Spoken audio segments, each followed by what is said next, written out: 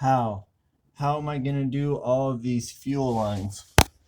I'm under here with a mag light on a Samsung tablet, poor quality camera, but what I'm trying to show is where the stock L83 fuel line, the stainless steel line, comes down and it bridges the gap from the transmission to the frame rail. So I feel that rather than braided nylon will be stronger, just in case any road debris hits it. So I'm going to attach my fitting to the line, like if I cut it just after the sticker and attach the fitting. So give you a look at that. I would like to show how there is clearance between the transmission and the transmission cover. So this piece up here, there's like a between the where the yoke would attach and the transmission cover up here, there's like a 7-inch gap. So it would be cool to do a custom piece on the transmission tunnel for like cup holders or a valet tray. But take a look at this C channel. There's all these bolts, grade 8 hardware, attaching a 1/4-inch thick C channel to hold the frame together. So I copied the plans for the Brothers Trucks kit by watching their videos. Rather than buying their $500 kit, I just bought the $40 C channel. Well, it was $40 before the pandemic. Anyways, so that's how the frame is attached, and my plan originally was to have a shop. When I take it in to get the exhaust done, I would have them weld it in, but I think I'm just gonna do it myself because I don't want to have them detach the, this is the brake line, I don't want to have them mess with my brakes. So you can also get a look at the exhaust cutout brackets for the cross member. That way I can run my exhaust and have it tucked up nice and clean. And now I'm going to take you to the outside and show you some more parts. Here's the C channel. That's where it was cut. The frame was cut to remove 12 inches. So it was just a straight cut with a sawzall. And yeah, this nail, I've got this nail up here because I was strongly considering to use these 3.5-inch nails to fill this gap and weld it in with flux core. And I used flux core rather than MIG welding on the drip rails, which wasn't the right kind of welding. The flux, I think the flux will really do well to just weld this up. So I know that people will have varying opinions on the strength of that and the welding experience needed to get it done. A lot of people, what they do is they put a fish plate on the inside and then they weld this outside seam, and they'll do like a diagonal cut. But anyways, I'm gonna get the welding done. And I'm also working on, excuse me while I bring you over here to show you some of the brake lines. So this is the rear drop hose for the brake line, and here's where it's attached. I used a, can you see it?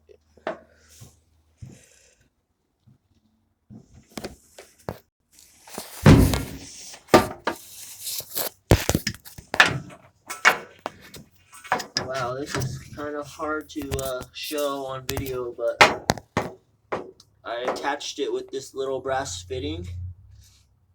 So my brake line that goes from the rear to the front, attached with the brass fitting to this drop hose. And on the end of the drop hose, it looks like this.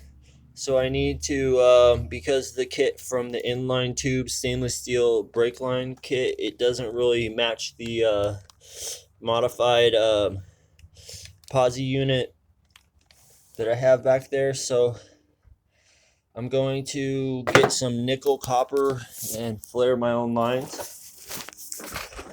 And over here for the steering column, I've got this steering box from like a 74 C10. It updates it to power steering. And the number on that is 7802644, and it has 30 splines.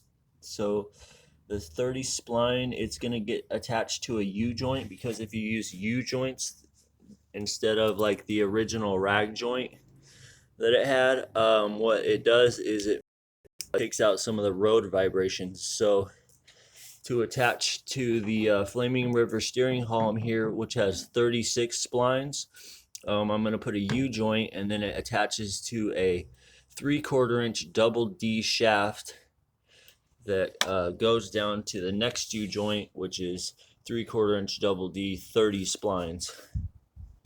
So that's what the Flaming River steering column looks like.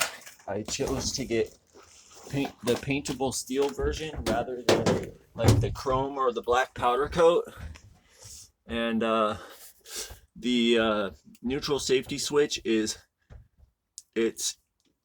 like 10 inches from the bottom of the steering column. There were two options, 10 inches or 17. I should have got the 17 because neutral safety switch, I think it's going to be really close to the floorboard, which isn't a problem. I was thinking, if it's close, I won't have like I can keep the wires tucked against the firewall. But I think hopefully it doesn't limit the adjustability that I have, the amount of adjustability. But anyways, this is the tilt version steering column. I've got the original stock steering wheel just loosely mounted, which I had to get a steering wheel puller to remove from the old one. So I'm going to take this stock steering wheel off, give you guys a look at, hold on.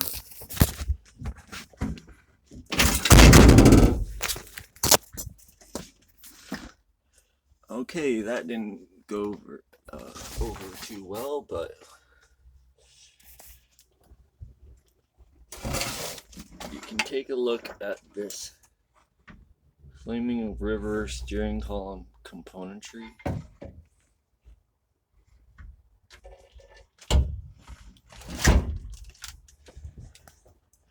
And this is the American Auto wiring harness jumble of wires that I've got to put some loom on and get all routed. Pretty excited because I was able to get a wiring harness for the engine from Mitch at Swap Time. So I just ordered that. Here's the original steering column that I had in it with the rag joint coupler down there. Some of these old connector parts. And then it had this original like forest greenish color on there. And these brackets that I threw some paint on to reattach them with the Flaming River steering column. But yeah, for the new engine harness, this L83, you have to have the computers for it. So you have to have the engine computer, engine control module, and then the transmission computer, the transmission control module, TCM and the ECM. So when those come in, I'll be able to finish all of this wiring. And had to get a new sensor. This one busted when I was installing it. So be careful if you're doing an install where the chains rest. This original L83 intake It's just a dust cover right now because I'm gonna go with the LT2 one. Even though I think it does look really cool stock like that. But the inlet for the intake is not very wide on those. So if you increase the inlet, it increases the amount of air that it gets and gives you some more horsepower. So the L82 one's a bit larger. Yeah, I'm working on these brake lines and fuel lines. I still have to attach my new D52 calipers.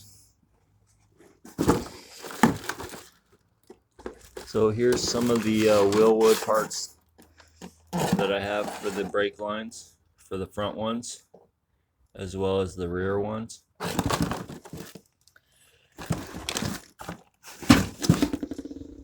Sorry, they're not D52 calipers. Let's see what we've got. They are these ones.